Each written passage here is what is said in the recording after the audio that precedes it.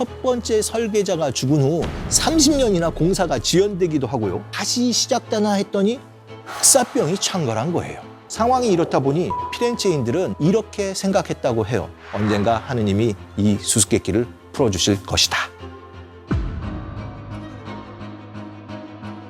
피렌체인들의 이런 고민이 절정에 달하던 1418년 비어있던 성당의 지붕을 완성하겠다며 등장한 한 인물이 있습니다. 안녕하세요. 한국예술종합학교 교수 미술사학자 양정무입니다. 이탈리아 피렌체에 가면 나지막한 건물들 사이에서 유독 존재감을 과시하는 건축물이 하나 눈에 띕니다. 화려함과 웅장함으로 보는 이의 시선을 압도하는 이 건축물은 과연 무엇일까요? 아마 많은 분들이 예상하셨을 것 같은데요. 바로 두오모 대성당입니다. 연인들의 성지이자 피렌체의 랜드마크로 많은 사랑을 받고 있죠. 그런데 여러분, 15세기 초반까지만 해도 이 성당이 피렌체의 가장 큰 골칫거리였다는 사실 알고 계신가요? 30층 높이에 지름이 45m로 당시 기술로는 지붕을 완성할 수가 없어서 수십 년간 지붕이 없는 채로 남아 있어야 했던 건데요. 피렌체인들의 이런 고민이 절정에 달하던 1418년 비어있던 성당의 지붕을 완성하겠다며 등장한 한 인물이 있습니다. 그런데 문제가 있어요. 그가 건축이라곤 단 한 번도 해본 적이 없는 금속 세공사였던 건데요. 과연 피렌체인들은 그의 제안을 받아들였을까요? 수십 년간 비어있던 대성당의 지붕은 어떻게 완성될 수 있었을까요? 르네상스 최대의 미스테리로 기록된 두오모 대성당, 돔에 숨겨진 비밀을 지금부터 미술 읽어드립니다에서 낱낱이 밝혀드리겠습니다. 때는 13세기 말 무역과 금융업으로 승승장구하던 피렌체가 자존심에 크게 자극을 받을 사건이 발생합니다. 이웃에 있는 도시국가이자 라이벌인 피사와 시에나에 크고 멋진 성당이 새로 지어진 건데요. 당시 피렌체에도 산타 레파라타라는 성당이 있었지만 여기에 비하면 너무 작고 초라했던 거예요. 도시가 부유해지고 르네상스가 꽃피던 피렌체의 황금기, 이대로 가만히 있을 수 없겠죠? 명성에 걸맞는 유럽 최대의 성당을 짓기로 합니다. 그런데 그 과정이 순조롭지 않았어요. 첫 번째 설계자가 죽은 후 30년이나 공사가 지연되기도 하고요. 다시 시작되나 했더니 흑사병이 창궐한 거예요. 이후에도 설계자가 수시로 바뀌며 난항을 겪게 되는데 많은 우여곡절 끝에 드디어 공사를 시작한 지 120여 만에 전체 길이 150m, 폭이 90m에 달하는 대성당이 건설됩니다. 당시 두오모 대성당의 규모는 유럽에서 가장 큰 성당으로 기록되는데요. 최대의 성당을 짓겠다던 피렌체인의 자존심은 이제 회복됐을까요? 안타깝게도 그렇지 못했습니다. 규모가 어마어마하다 보니까 마지막 남은 둥근 지붕, 즉 돔을 올리지 못한 거예요. 결국 피렌체인들의 경쟁심이 지붕 없는 성당이라는 대참사를 낳게 된 거죠. 그렇다면 두오모 대성당에 돔을 짓는 일이 왜 피렌체의 미션 임파서블이 된 걸까? 하나씩 짚어볼까요? 첫 번째 고민은 크기였습니다. 설계상 돔은 45m 길이의 팔각형 위에 세워져야 했는데 이게 너무 길었던 거예요. 당시에는 돔을 올릴 때 나무 프레임을 먼저 짠 뒤 그 위에 벽돌이나 돌을 쌓아 올려야 했는데요. 문제는 당시 기술로는 45m를 가로지르는 나무 프레임을 짜는 게 불가능했던 겁니다. 설사 운 좋게 프레임을 짠다고 하더라도 돌이나 벽돌로 천장을 지으면 이 지붕이 무너지지 않고 버틸 수 있을지 알 수 없었던 거예요. 그리고 두 번째 고민은 바로 제작 비용이었습니다. 45m 정도 길이의 나무 프레임을 짜려면 나무가 당시 기준으로는 700그루 정도 필요했는데요. 피렌체 주변엔 그 정도의 나무가 없었습니다. 그래서 이 목재를 구입하려면 그 비용만 해도 어마어마했던 거죠. 상황이 이렇다 보니 피렌체인들은 지붕 없는 대성당을 보면서 이렇게 생각했다고 해요. 언젠가 하느님이 이 수수께끼를 풀어주실 것이다. 하지만 대성당의 지붕이 텅 비어있는 상황이 수십 년이나 이어지자 피렌체인들의 인내심도 한계에 다다랐던 것 같습니다. 더는 이대로 둘 수 없다며 해결책을 찾기로 했는데요. 과연 어떤 방법을 내놓았을까요? 바로 도움 설계 공모전을 개최한 건데요. 상금은 무려 200피오리노. 당시 고급 기술자의 연봉이 50피오리노였다고 하니까 웬만한 고급 기술자의 4년치 월급을 내놓고 피렌체 최대의 난제를 풀기로 한 겁니다. 세간의 관심이 집중된 이 공모전에는 숙명의 라이벌이 맞붙게 됩니다. 브루넬레스키와 기베르티인데요. 사실 이들이 공모전에 경쟁한 건 이번이 처음이 아니었어요. 피렌체 세례당의 남쪽 청동문을 맡아줄 공모전에도 겨룬 건데요. 당시 공모전의 과제는 이삭의 희생 이야기를 청동으로 제작한 것. 7명의 작가가 시안을 제출했는데 가장 주목받았던 것이 바로 브루넬레스키와 기베르티의 안이었습니다.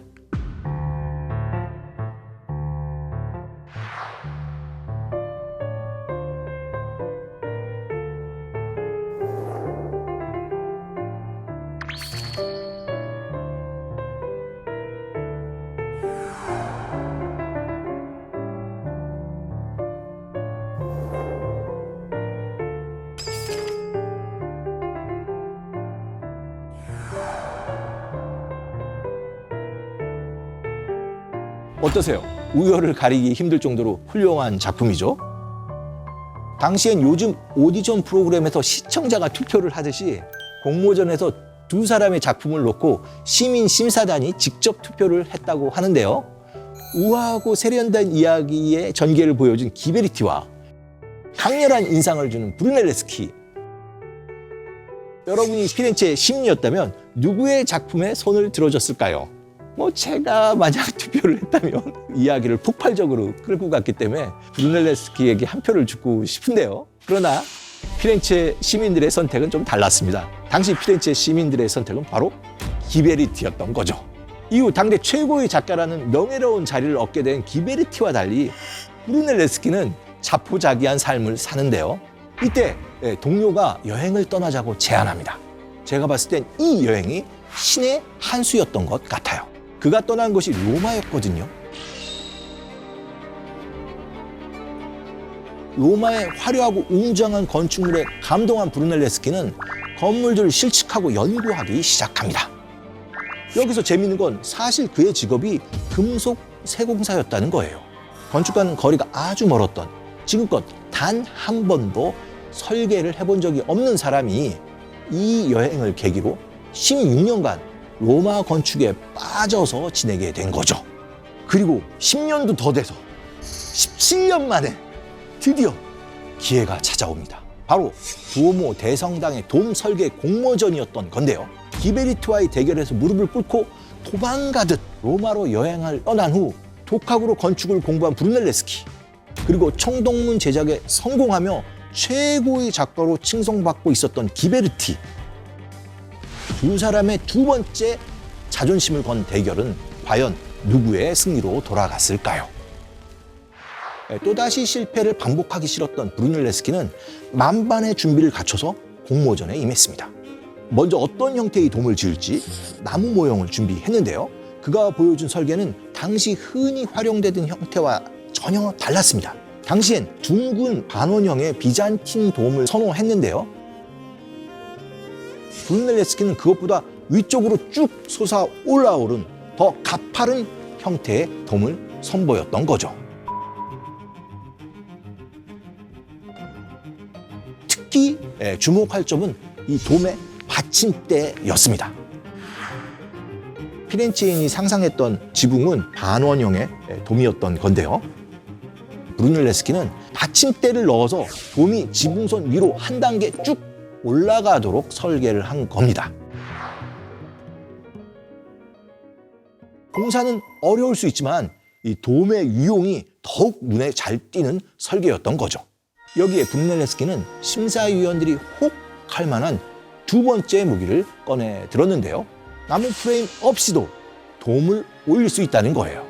이전과 다른 색다른 형태의 돔을 짓는 데다가 나무 프레임을 아껴서 돈도 절약한다니까 마다할 이유가 없겠죠. 이렇게 브루넬레스키와 기베르티의 대결은 브루넬레스키의 승리로 끝이 납니다. 드디어 일생일대의 라이벌을 이겼으니까 정말 기뻤을 거예요. 하지만 브루넬레스키를 믿지 못하는 사람도 많았습니다. 지금까지 나무 프레임 없이 돔을 올려본 적도 없는 데다가 금속 세공사가 이 난제를 풀겠다고 나섰으니 어찌 보면 당연한 일일 텐데요. 그래서 본격적으로 공사가 시작되기 전에 브루넬레스키에게 더 구체적인 것들을 요구하기 시작합니다. 자꾸 구체적인 안을 내놓으라니까 아이디어를 하나 냅니다. 삶은 달걀을 딱 꺼내갖고 이 달걀을 테이블 위에다가 세울 수 있는 사람은 이 돔을 지을 수 있을 것이다. 이렇게 얘기를 했던 거죠.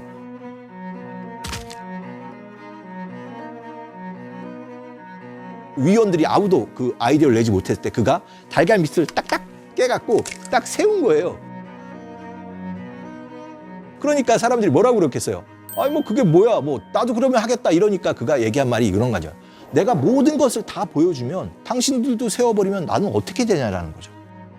아마 브루넬레스키는 항상 좀 자기 아이디어를 누군가가 베껴간다라는 그런 좀 피해의식도 있었고요. 그의 머리에 있는 것들을 다 보여주지 못하는 나름대로 뭐 고충이 있었겠죠. 하지만 달걀이 선다는 걸 믿지 못하는 사람들에게 달걀을 세워 보여서 불가능하다고 생각한 걸 가능하게 만들 수 있다는 자신감을 보인 거라고 볼 수도 있습니다. 참고로 콜럼버스보다 브루넬레스키 달걀이 시간적으로 한참 먼저였습니다. 이제 달걀 하나로 피렌체인들의 기선을 제압한 브루넬레스키는 자기만의 아이디어로 지붕 없는 두오모 대성당의 약속대로 지붕을 쌓아 올라가는데요. 르네상스 최고의 미스테리인 두오모 대성당의 돔을 어떻게 쌓았는지, 기존의 건축 방식에서 벗어나는 설계에도 어떻게 지금까지 버틸 수 있었는지, 자, 지금부터 돔의 비밀을 벗겨볼까요? 먼저 브루넬레스키의 가장 큰 고민은 나무 프레임 없이 돔을 쌓는 것이었습니다. 프레임이 있어야 그 위에서 작업도 하고 벽돌도 쌓았을 텐데요. 과연 이게 가능한 일일까요?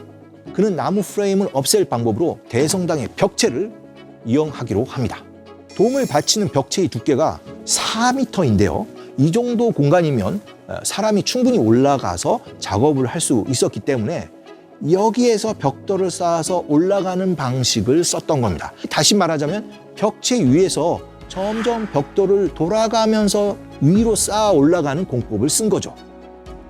이렇게 하면 부분적으로 프레임을 짤 수는 있지만 제일 처음 피렌체인들이 고민했던 45m의 거대한 나무 프레임은 만들지 않아도 되는 거죠. 두오모 대성당의 두 번째 수수께끼, 최소 25,000톤에 달하는 지붕의 하중을 어떻게 견뎠을까? 돔의 설계가 어려운 이유는 아무 받침대가 없는 둥근 형태로 엄청난 무게를 견뎌내야 한다는 건데요. 브루넬레스키가 이 어려운 문제를 600년 전에 해내고 맙니다. 여기서 그는 고대 로마인의 아이디어를 빌린 것 같습니다. 고대 로마 판테온을 보면 돔 아래 부분의 두께가 6m인데 맨 위로 올라가면 1.6m로 얇아지는 구조예요. 위쪽으로 올라갈수록 벽 두께를 얇게 만들어서 무게를 점점 가볍게 해 지붕을 지탱하는 거죠. 피렌체 두오모 대성당의 돔 역시 이 방법을 차용하기로 한 겁니다. 사실 판테온의 둥근 지붕과 피렌체 대성당의 둥근 지붕은 크기가 거의 비슷합니다. 피렌체가 조금 더 커요. 그래서 사실 이 대성당을 설계한 사람들은 고대 판테온을 생각하면서 우리도 그 정도는 짓겠지 하면서 아마 같은 크기로 설계했다고 보는데요. 그런데 이게 그렇게 만만한 문제가 아니었던 거죠. 판테온은 지상에서부터 이렇게 쌓아 올라가면서 지붕을 만드는데 피렌체 대성당의 돔은 지상 50m에서 이렇게 돔을 쌓아 올라가는 거예요. 당연히 엘리베이터도 없이 걸어 올라가야 했고 사람뿐만 아니라 장비, 재료 모두 지고 올라가서 이 돔을 쌓는 일을 해야 했던 거죠. 그런데 여기서 브루넬레스키는 높이 50m로 올라가는 이 문제도 해결하기 위해서 혁신적인 기계를 발명합니다. 말을 이용한 엘리베이터인데요.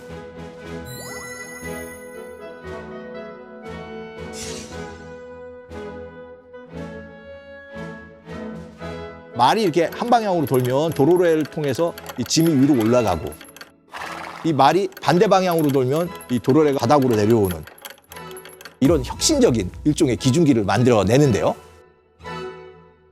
설계와 시공, 여기에 건설 장비 발명까지 하는 등 건축에 다재다능한 재능을 보여줬던 거죠.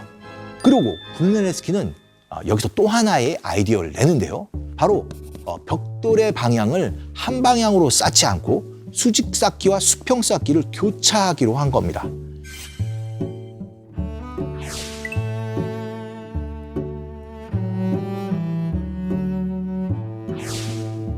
이렇게 하면 벽돌들이 서로 맞물려서 위에서 누르는 힘과 옆으로 퍼지는 힘 모두를 버텨낼 수 있게 되는데요. 우리가 옷의 무늬를 얘기할 때 헤링본 무늬라는 게 있잖아요. 그것처럼 벽돌을 한 땀 한 땀 교차시켜서 쌓아 올린다고 생각하시면 이해하기 쉬우실 것 같습니다. 이 정도면 됐을 법도 한데 브루넬레스키는 여기서 멈추지 않습니다. 아까 달걀 얘기를 했던 것 기억하시죠? 달걀은 내피와 외피로 구성되어 있는데 돔도 달걀처럼 외피와 내피 이중으로 만들기로 한 거죠. 이게 정말 가장 혁신적인 설계였는데요. 두오모 대성당을 겉에서 보면 대체 어디가 이중으로 되어 있는 건가 의아하실 텐데요. 성당에 가보면 돔 꼭대기로 올라갈 수 있도록 빈 공간에 계단이 놓인 걸 볼 수 있거든요. 바로 이 공간이 돔의 외부와 내부를 분리시킬 때 생긴 빈 공간인 거예요. 하나의 벽만 쌓아 올리면 아무리 중량을 줄이고 격자로 벽돌을 교차시킨다 해도 기본적으로 벽의 두께가 두꺼워질 수밖에 없었거든요. 그걸 피하기 위해 브루넬레스키는 안쪽에는 2.3m, 바깥쪽에는 1m 두께의 돔을 쌓아 올린 거죠. 그리고 부채살 같은 구릿줄 사이에 둬서 두 돔을 연결시켜 결국 지붕을 완성해내는데요. 또 자세히 보시면 중간중간에 바깥에 보면 창이 있어갖고 빛이 들어가서 작업하는 데 또 용이하게 해줬습니다. 건축을 제대로 배우지도 설계를 해본 경험도 없는 금속 세공사가 이런 다양한 아이디어를 통해 당대 최고의 건축가들도 풀지 못한 수수께끼를 풀어냈다니 정말 대단하죠. 브루넬레스키의 혁신적인 아이디어와 열정으로 쌓아올린 두오모 대성당의 돔. 시작은 지름이 45m, 높이 60m였지만 최종적으로 33m를 더 쌓아 올렸는데요. 기록에 의하면 이걸 완성하는데 16년이 걸렸다고 합니다. 당대 최고의 장인들이 작업을 했음에도 1년에 최대 2m씩밖에 못 올린 겁니다. 물론 난공사 중에 난공사였기 때문에 사고가 수시로 발생했습니다. 또 건축 총감독으로 그것을 수습하느라 많은 또 시간이 걸렸는데요. 무엇보다도 이 무게 때문에 중간중간 벽체가 터져나가는 문제가 있었고요. 그렇기 때문에 브루넬레스키는 이 안쪽에 보이지 않는 쇠줄 또는 나무를 이용해서 보강을 하면서 이 문제를 해결해 나갔다고 합니다. 그야말로 정교하게 한 땀 한 땀 쌓았다고 해도 과언이 아닌 것 같습니다. 이렇게 피렌체 최대의 건축 프로젝트로 1296년에 시작된 두오모 대성당 건축은 수많은 우여곡절 끝에 브루넬레스키라는 당대 최고의 천재를 만나서 1436년, 그러니까 거의 140여 년 만에 비로소 완성되게 됩니다. 그렇죠. 이 돔을 보면 누구든지 이렇게 엄청난 돔을 자기 도시, 자기 국가에서 갖고 싶어 하는 그런 마음이 들었던 거죠. 특히 브루넬레스키가 아이디어를 냈던 달걀 껍질같이 이중돔은 정말 문자 그대로 신의 한 수였다고 보는데요. 이 이중돔 방식은 훗날 거의 모든 돔 건축물에 적용됩니다. 로마의 성 베드로 대성당은 미켈란젤로가 설계한 돔이 자리하고 있는데요. 이 돔도 결국 브루넬레스키의 DNA가 들어가 있다고 봅니다. 이중돔의 크기가 거의 같습니다. 그리고 런던에 가서 템즈강을 둘러보면 멋진 건물이 눈에 들어옵니다. 바로 세인트 폴 대성당인데요. 우리가 런던 가면 꼭 들리는 현대미술관 테이트 모던과 다리로 연결되어 있는 바로 그 성당입니다. 이 세인트 폴 대성당의 돔은 브루넬레스키의 영향을 받아 이중에 한 겹을 더해 삼중돔으로 올렸는데요. 그런데 크기는 브루넬레스키에 비해 한참 작아요. 지름이 32m니까요. 아마 브루넬레스키 돔의 작은 동생 그 정도라고 할 수 있겠죠. 그리고 미국 워싱턴 DC를 상징하는 건물 중에 국회의사당을 빼놓을 수 없을 겁니다. 미국 국회의사당의 도움의 위용 대단한데요. 이것도 브루넬레스키의 후계자라고 감히 말씀드릴 수 있을 것 같습니다. 아마 앞서 살펴본 여러 후계자들에 비하면 돔의 규모는 제일 작아요. 지름이 29m이니까요.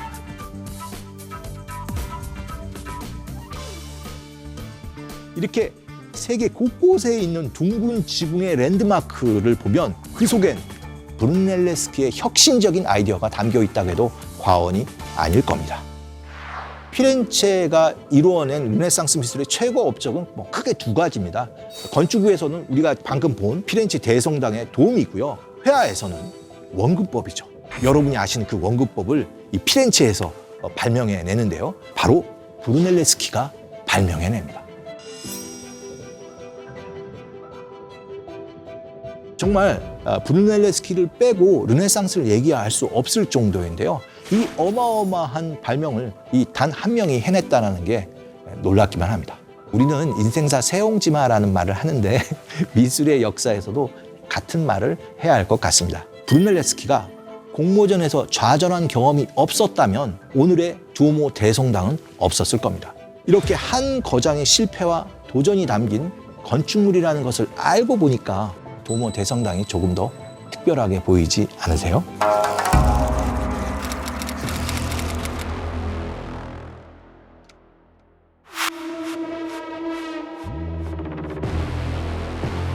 격렬한 표정과 근육질에 다부진 몸, 죽어가는 사람들의 고통스러운 몸부림.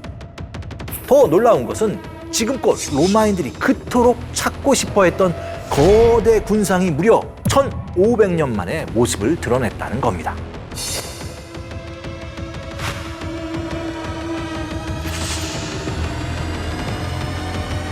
그런데 왜 이 그리스 신화에 등장하는 라오콘 군상을 자기들이 가지고 싶어 했을까요? 그건 바로 트로이의 몰락을 막으려 했던 라오콘은 역사가들에게는 일종의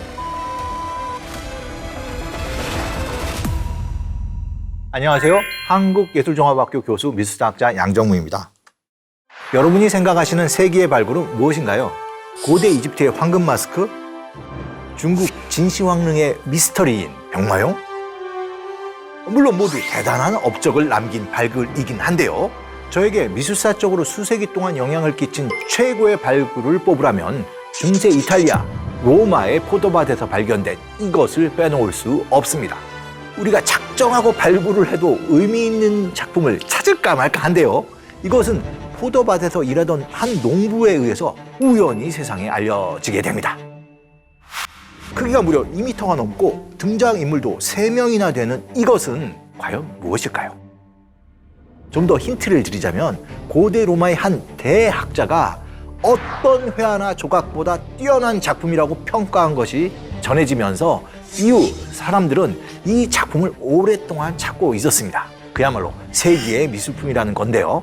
사실 미술사적으로나 미학적으로 풀어야 할 비밀들이 너무나 많은 이것에 대해서 이야기하는 거, 저에겐 판도라의 상자를 여는 것처럼 쉽지 않은 일인데요. 미술사 최대의 논쟁작이자 로마 황제부터 나폴레옹까지 세계 최강의 지배자들이 탐냈던 단 하나의 미술품을 지금 미술 읽어드립니다에서 공개하겠습니다. 1506년 1월 르네상스로 뜨겁게 끓어오르던 로마 미술계가 정말 들썩들썩이는 사건이 발생합니다. 산타 마리아 마조레 대성당 인근에 있는 한 포도밭에서 로마 황제의 궁궐로 추정되는 지하 밀실이 발견된 것인데요. 더 놀라운 것은 지금껏 로마인들이 그토록 찾고 싶어했던 거대 군상이 무려 1500년 만에 모습을 드러냈다는 겁니다. 그 정체는 바로 드라마틱한 표현력이 돋보이는 헬레니즘 조각의 정수 라오콘 군상입니다. 라오콘 군상은 연극의 한 장면처럼 드라마틱한 순간을 포착하고 있는데요. 대체 이 조각상이 전하려는 것은 무엇인지 자세히 읽어보도록 할까요?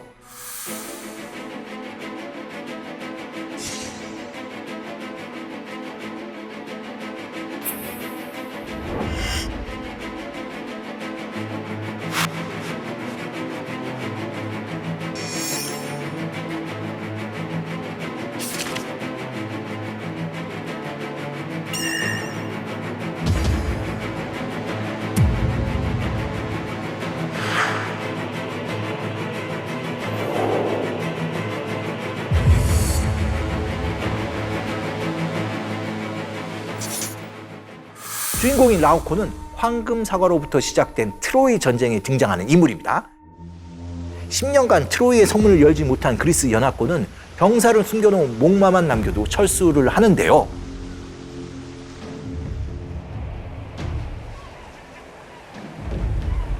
당시 트로이의 사제였던 라오코는 그리스 연합군의 계략을 간파하고 절대 목마를 성 안에 들이지 말라고 경고합니다.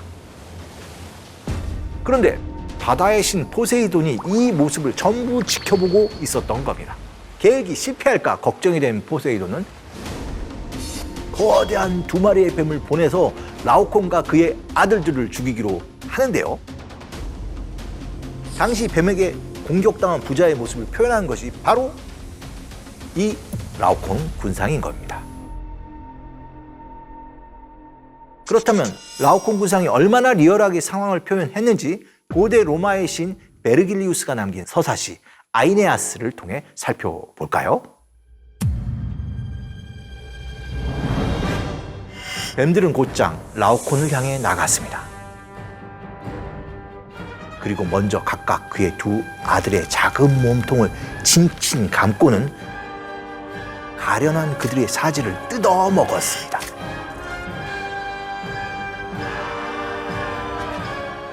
그리고 나서 그것들은 무기를 들고 구하러 온 라오콘을 붙잡더니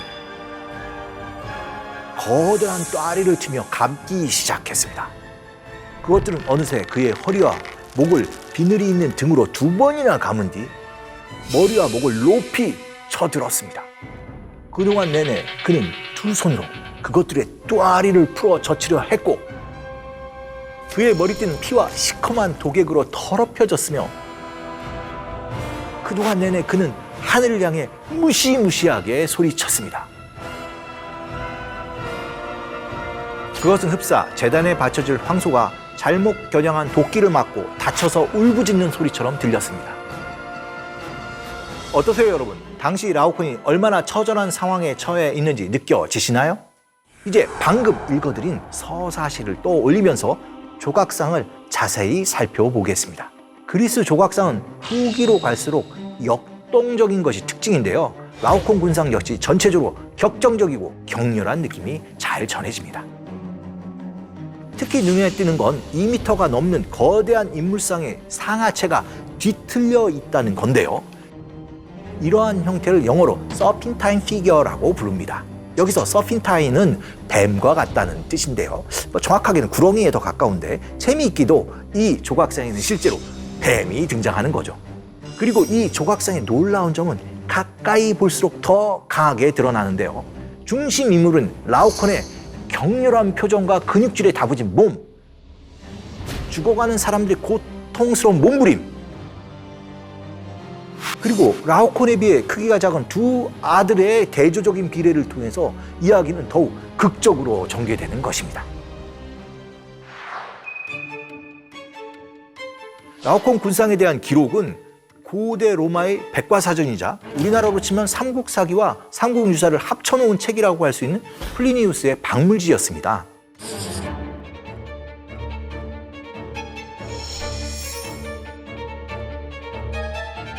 이 책엔 라오콘 군상이 그 어떤 회화나 조각보다 뛰어난 걸작이라고 소개되어 있는데요. 이 기록을 본 사람들이 대체 어떤 작품이길래 플리니우스가 이렇게 극찬했는지 너무너무 궁금했던 겁니다. 그리고 플리니우스는 이 라오콘 군상을 티투스 황제의 궁궐에서 봤다고 하는데요. 이미 일찍부터 로마 사람들은 이 걸작을 찾기 위해 백방으로 노력하기 시작했던 겁니다. 그러다 우연히 한 농부에 의해서 포도밭 안에서 발견되게 된 것이죠. 하지만 처음엔 누구도 이 조각상이 박물지에 기록된 라오콘 군상이라고 확신할 수는 없었습니다.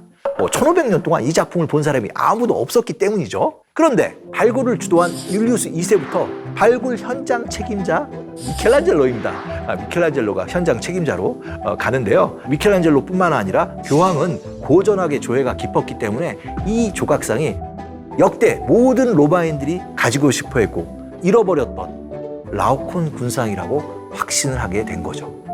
이 라오콘 군상은 그리스의 섬 로도스에서 제작된 것으로 추정합니다. 실제 만약에 그렇다면 라오콘 군상은 로마의 티투스 황제가 자신의 궁전을 장식하려고 그리스의 로도스 섬에서 직접 로마로 가져왔다고 추정할 수가 있겠죠.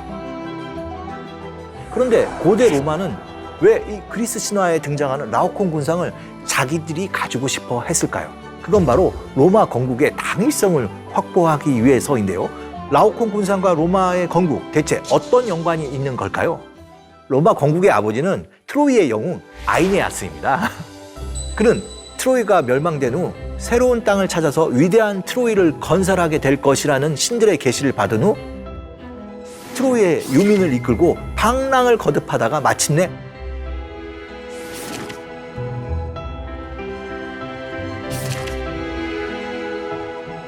로마를 건설하게 되는 것이죠. 고대 로마의 역사가들이 봤을 때 트로이의 멸망과 로마의 건국은 한 줄기이기 때문에 결국 트로이의 몰락을 막으려 했던 라오콘은 역사가들에게는 일종의 순교자였던 셈인 거죠. 쉽게 말해서 로마와 로마 황제의 정통성을 보여주는 상징적인 의미로 당시 로마의 지도자들에게 라오콘 군상이 필요했던 겁니다. 이와 비슷한 맥락으로 훗날 프랑스의 나폴레옹 역시 이탈리아를 정복한 후 자신의 군사적 승리의 정통성을 강조하기 위해서 라오콘 군상을 전리품 삼아서 루브르 박물관으로 가져가게 됩니다.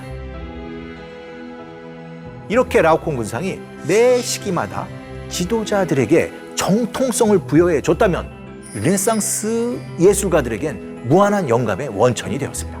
대표적인 화가로는 티치아노와 루벤스가 있는데요.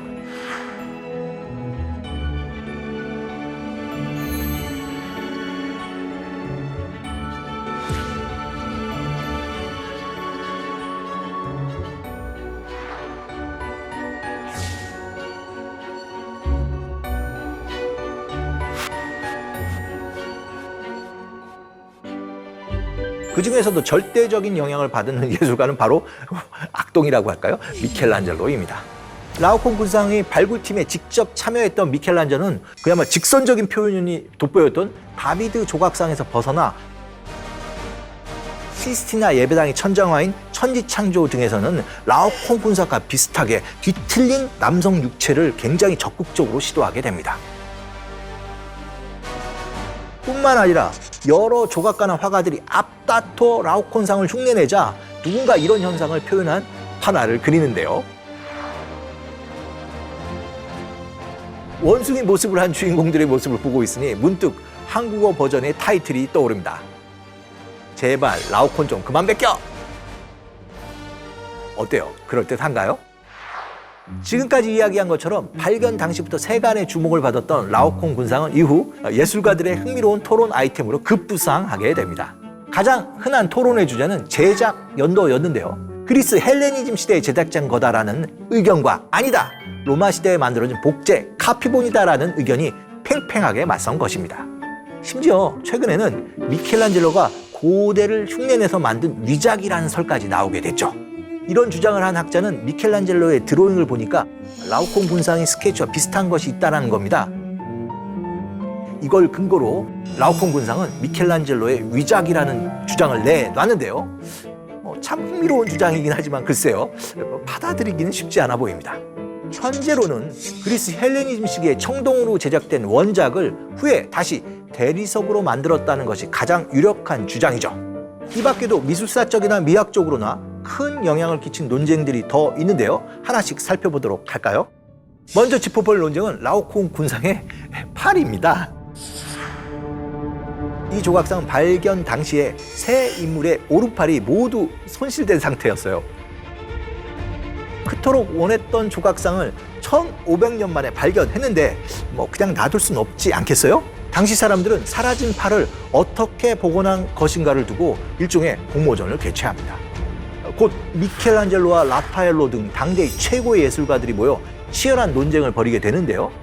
이때 미켈란젤로는 몸의 움직임과 근육의 모습을 따져봤을 때 분명 팔은 꺾여 있을 거라고 주장을 하죠. 하지만 당시에 누구도 그의 주장을 받아들이지 않았고요. 결국 팔은 위로 쭉 뻗은 모습으로 복원되는데요.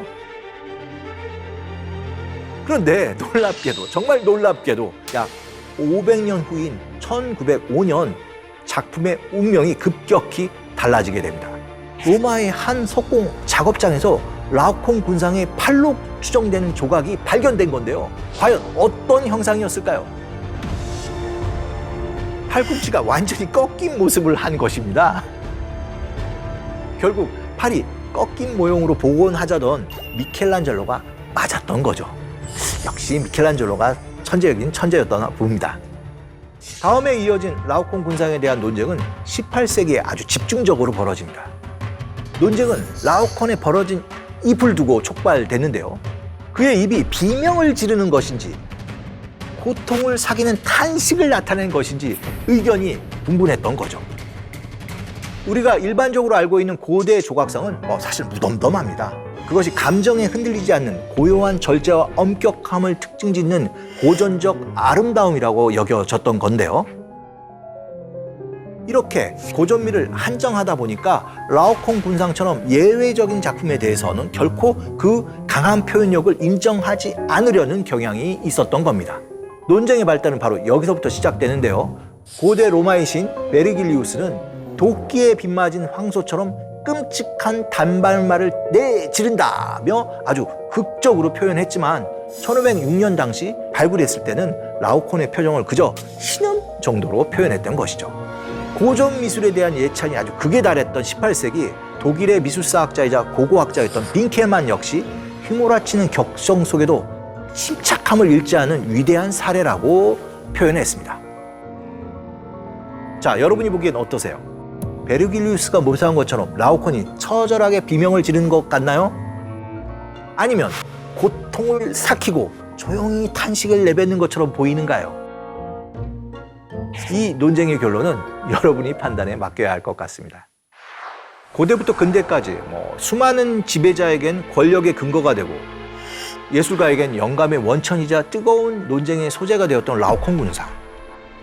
하지만 지금은 미켈란젤로의 다비드상이나 로댕의 생각하는 사람 등 다른 유명한 조각상에 밀려서 사람들의 기억에서 희미해지고 있습니다. 안타깝지만 시대가 흐르면서 미술을 보는 미의 기준이 바뀌어가고 있다는 의미가 아닐까 하는데요. 그래서일까요? 미술사학자로서 위대한 작품이 기억에서 좀 사라져간다는 그 점에서 안타까움이 있습니다. 그래서 제가 오늘 이런 강의를 준비했는데요. 어떠신가요? 그리스 시대부터 지금 현대까지 2000년 가까이 인류를 사로잡은 조각상, 조금 지금부터는 다시 기억해줘야 되지 않을까요? 한국예술종합학교 교수 미술사학자 양정우입니다. 1940년 프랑스 중부에 있는 몬티냑이라는 한 마을에선 17,000년간 봉인돼 있던 비밀의 동굴이 발견됩니다. 이 동굴을 발견한 것은 저명한 고고학자도 미술품을 찾는 데 혈안이 된 도굴꾼도 아닌 그저 잃어버린 강아지를 찾던 마을의 평범한 소년들이었는데요. 소년들은 강아지를 쫓아 인적이 드문 곳까지 찾아갔다가 우연히 아무도 가본 적이 없는 비밀의 동굴에 닿았던 겁니다. 강아지를 찾아 좁고 위험한 동굴 속으로 기어들어간 소년들은 곧 인류 최초로 보고도 믿지 못할 신비로운 광경을 마주하게 되는데요. 아마 이들은 당시 동굴이 벽화에 그려진 거대한 이것들이 자신들을 향해 달려오는 듯한 엄청난 위압감을 느끼지 않았을까 생각됩니다. 소년들은 그날 동굴 속 깊은 곳에서 대체 무엇을 보았을까요? 17,000년 동안 감춰진 세상에서 가장 비밀스럽고 미스테리한 동굴 속으로 미술 읽어드립니다가 여러분을 초대합니다.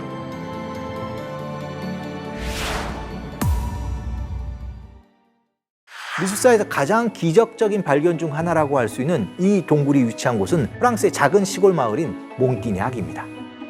기차도 다니지 않을 만큼 프랑스의 오지 중의 오지라고 할 수 있는데요. 하지만 동굴이 발견된 순간 이곳은 인류 최초의 미술이 간직된 기념비적인 지역으로 급부상하게 됩니다. 대체 작은 시골 마을을 들썩이게 한 이 동굴의 정체는 무엇일까요? 바로 독보적인 원시 미술로 손꼽히는 라스코 동굴 벽화가 그려진 동굴이었던 거죠.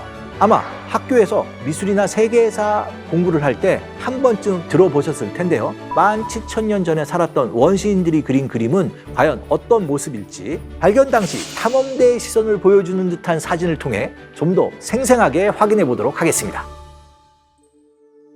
어떠세요, 여러분? 어둡고 적막한 동굴 속에서 작은 랜턴 불빛으로 동굴이 조금씩 밝혀져 가는 걸 상상해 보면 굉장히 짜릿하지 않나요?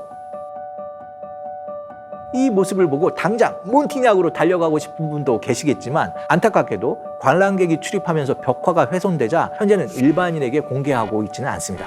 대신 거의 똑같이 생긴 인공 동굴을 만든 다음에 여기에 벽화를 집어넣어서 진짜는 아니지만 굉장히 진짜 같은 라스코 동굴 벽화를 체험할 수는 있습니다.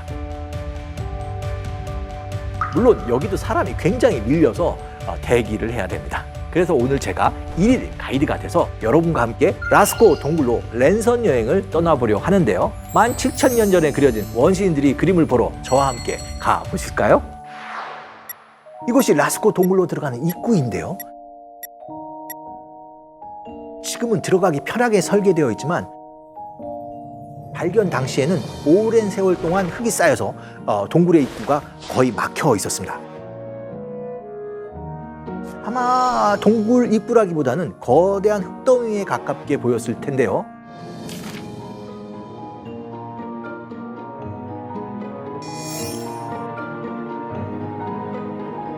라스코 동굴의 총 길이는 밝혀진 것으로는 대략 250m가 됩니다. 들어가자마자 보이는 것은 황소의 방이죠. 동굴에서 가장 넓은 곳이기도 한데요. 이 황소의 방에는 석회암 벽 위로 황소와 말, 사슴 등 다양한 동물들이 그려져 있습니다. 정말 살아 움직이듯 생생하죠. 그림 솜씨만큼 놀라운 것은 이 벽화의 크기인데요. 가장 큰 황소의 길이는 4.5m가 넘는 것으로 알려져 있습니다. 그러니까 실제 황소를 능가하는 거대한 몸집을 가진 셈이죠. 그런데 여러분, 원시인들이 살았던 시절엔 동물들이 실제로 이렇게 컸을까요? 이곳에 그려진 소는 오록스라고 추정되는데요. 코끼리의 조상이 맘모스였다고 보면 황소의 조상이 바로 이 오록스였습니다. 큰 덩치 때문에 사냥을 당해 멸종되었다고 추정하는데요. 원시 시대엔 이만큼 거대한 소가 존재했던 겁니다. 아마 이렇게 거대한 소를 상상하면서 보시면 더 흥미진진할 것 같은데요. 그럼 이제 다시 벽화를 자세히 보도록 하죠. 그림의 구성은 굉장히 드라마틱합니다. 중앙에 그려진 붉은 사슴들을 둘러싸고 거대한 오록스 2마리가 팽팽히 대치하는 듯한 모습을 그리고 있습니다. 오록스 앞에 지나가는 말대의 모습에서 진짜 말이 내달리는 것처럼 연속성이 느껴지죠. 벽화를 쭉 훑어보다 보면 의문의 동물도 보이는데요. 혹시 찾으셨나요? 머리 위로 긴 뿔이 있는 동물이 보이시죠? 정확한 정체를 알 수는 없지만 이 뿔 때문에 유니콘이란 별명이 붙어 있습니다.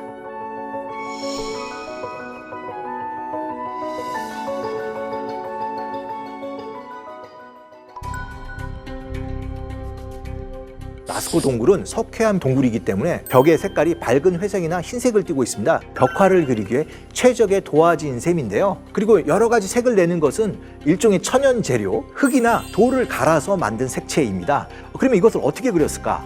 물론 목탄을 이용해서 선을 잡기도 하고 또 가죽이나 천에 물감을 묻혀 그리기도 합니다. 하지만 가장 인상적인 것은 스프레이 기법이죠. 뭐라고요? 스프레이 기법 맞습니다. 물감을 입에다가 넣고 뿌려서 그림을 그리는 기법을 굉장히 많이 썼고요. 바로 이 스프레이 기법으로 두 오록스 사이에 보이는 갈색 말이 그려지게 됩니다.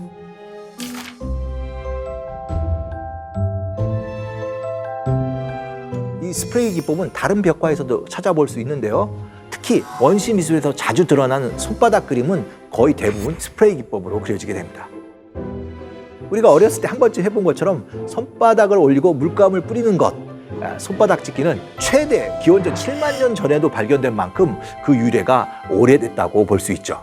원시인들은 그림을 어떻게 그렸을까 생각하다 보면 자연스럽게 드는 의문 하나가 있습니다. 지금처럼 전기불이 들어오는 것도 아닌데 캄캄한 동굴 속에서 어떻게 이토록 명확한 그림을 그렸는가 하는 건데요. 다행히 이 궁금증에 대한 답은 라스코 동굴 안에서 찾을 수 있었습니다. 원시인들이 사용한 램프를 발견한 거죠. 우목하게 들어간 부분이 기름을 담는 용기로 사용된 건데요. 여기에 심지를 넣고 불을 붙였을 거라고 추정됩니다. 물론 빛은 그리 밝지 않았겠지만 희미한 불빛 덕분에 원시인들은 벽화 속에서 동물들을 더욱 신비롭게 바라봤을 것 같습니다. 돌로 만든 이 램프에는 심지를 넣는 움푹 파인 부분도 있지만 그 옆에 조그마한 일종의 기호가 들어가 있습니다. 이 기호가 뭘까요? 혹시 그런 거 아세요?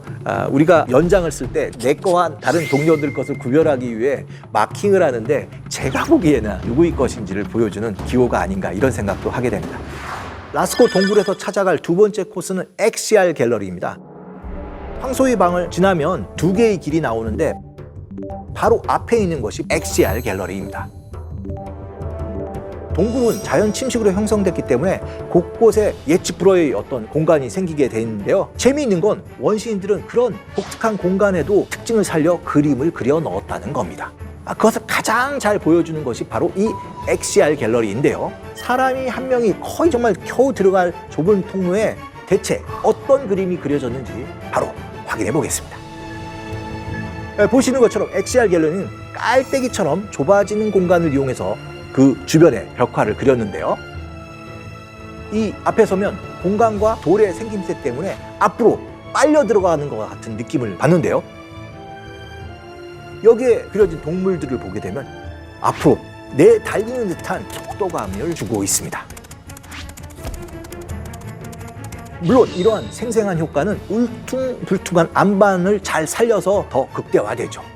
정말 이렇게 입체감이 살아있기 때문에 요즘으로 치면 원시시대의 3D 효과를 바로 여기서 체험할 수 있는 겁니다.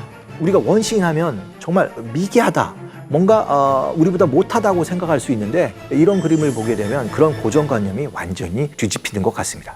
XR 갤러리를 지나면 또 하나의 통로가 있는데요. 이 통로를 지나고 나면 더 깊고 아주 신비로운 공간으로 들어가게 됩니다. 이제 라스코 동굴에서 가장 깊은 곳을 향해 들어가게 되는데요. 가는 길이 정말 쉽지 않습니다. 좁은 회랑을 지나 절벽을 지나야 하는데요. 3층 높이의 절벽을 내려가면 드디어 샤프트라고 불리는 라스코 동굴의 심장부에 도착하게 됩니다. 이것은 아주 특별하고 의미심장한 벽화가 그려져 있습니다. 라스코 동굴에서 처음으로 사람이 등장한 겁니다. 보세요. 동물들에 비해 굉장히 추상적으로 묘사되어 있죠. 머리는 부리가 달린 듯 새 모양이고 팔, 다리는 굉장히 간략화된 직선으로 그려져 있습니다. 그렇다고 해서 동물들이라고 괜찮은 상태는 아닌데요. 바로 옆에 황소가 있는데 창으로 보이는 무기가 이 황소의 배를 관통했고 내장이 밖으로 툭 튀어나온 것처럼 보입니다. 혹시 사람과 황소가 막 싸움을 벌인 건 아닐까요?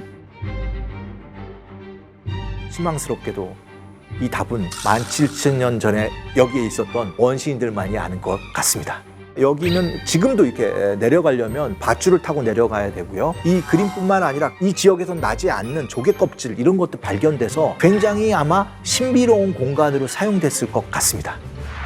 제대로 된 불빛이나 도구도 없이 이렇게 좁고 깊은 심지어 위험하기까지 한 동굴에 그림을 그린다는 건 17,000년 전의 원시인들에겐 쉬운 일이 결코 아니었을 겁니다. 그런데 그들은 왜 황소나 사슴 같은 동물들을 잔뜩 여기에 그린 걸까요? 여기엔 다양한 이론이 있는데요. 무엇보다도 다산과 풍요를 기원했다는 거죠. 동물들을 많이 그리면 현실 세계에 동물이 진짜 많아진다고 생각했거나 사냥이 잘 되기를 바라는 마음으로 그린다는 설이 있는 겁니다. 그렇다면 저희 생각은 어떨지 한번 들어보시겠습니까? 저는 현대의 구석기인들에게 이 질문을 해보면 어떨까 합니다.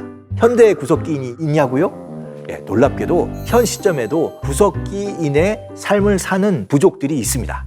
아프리카 부시맨으로 알려진 이 산족은 아직까지도 사냥과 채집에 의존하면서 구석기 인류와 유사한 생활을 살고 있습니다. 흥미로운 건 산족 역시 바위에 벽화를 그린다는 건 이들에게도 아주 신성한 행위인데요.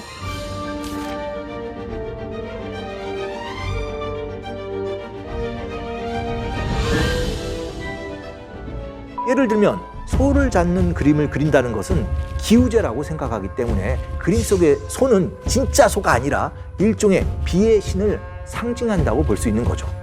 이런 것과 같은 맥락에서 생각해 보면 라스코 동굴벽화의 그림도 구석기인의 세계관을 표현한 일종의 상징일 수 있다는 가설이 가능합니다. 산적처럼 소가 비의 신일 수도 있고 풍요의 신이나 그들의 조상신일 수도 있다는 얘기인데요. 여기까지 제 나름대로 열심히 가설을 세워봤는데 여전히 아쉬운 점은 그림의 내용을 정확히 확인할 길은 없다는 겁니다. 진실을 알 수는 없지만 이런 가설을 통해 원시 미술의 세계를 좀 더 다양한 각도로 생각해 볼 수 있지 않을까. 이것이 또 원시 미술이 가진 매력이 아닐까 생각하게 됩니다. 이렇게 원시 미술에 대한 생각을 이어가다 보면 또 한 가지 궁금한 점이 생깁니다.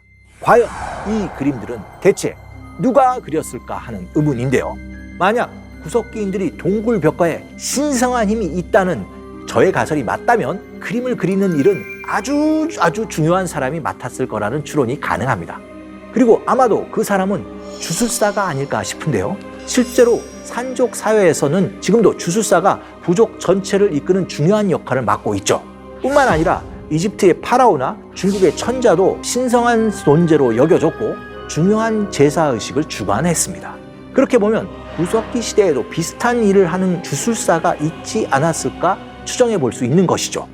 여기서 좀 더 상상력을 발휘해 본다면 동물과의 영적 교감을 중요하게 여기던 사회에서는 신성한 존재들이 주로 반인 반수의 모습으로 표현되었는데요. 구석기 때도 주술사는 반인 반수로 표현했을지 모르는 일이죠. 참고로 프랑스 남서부의 세 형제 동굴에서 근거가 될 만한 그림이 발견됐습니다. 이걸 발견한 고고학자는 여기에 주술사라는 이름을 붙였는데요.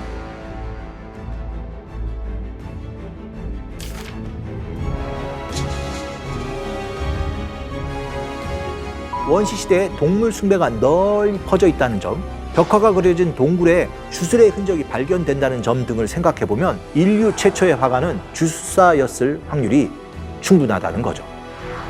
지금까지 인류 최초의 명작이라고 할 수 있는 라스코 동굴벽화를 살펴봤는데요. 라스코 동굴벽화 같은 원시 미술을 직접 보고 싶은 분들이라면 지금부터 주목해주세요. 비행기를 타지 않아도 세계적으로 의미 있는 아주 훌륭한 원시 미술 작품이 우리나라에도 있는데 바로 울산 방구대 안과카입니다.